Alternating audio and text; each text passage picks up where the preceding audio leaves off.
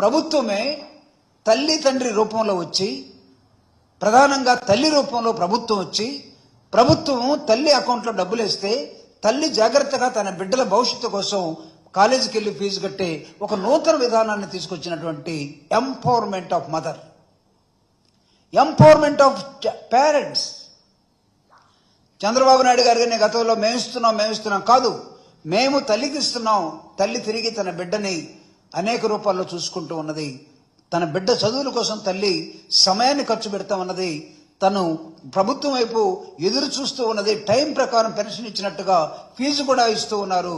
కానీ ఆ ఫీజు 6 నెలలుగా ఈ రాష్ట్రంలో ఫీజులన్నీ ఇవ్వకుండా విద్యార్థులు ఇళ్లకెళ్లి జయపొంగలూరులో, నిన్న ప్రకాశం జిల్లా జయపొంగలూరులో ఒక విద్యార్థి ప్రభుత్వం ఫీజు కట్టలేకపోతే కాలేజీ వాళ్ళు ఫీజు కడితేనే రా, లేకపోతే లేదంటే ఇంకొక విద్యార్థికి కాలేజ్ అయిపోయింది, నాకు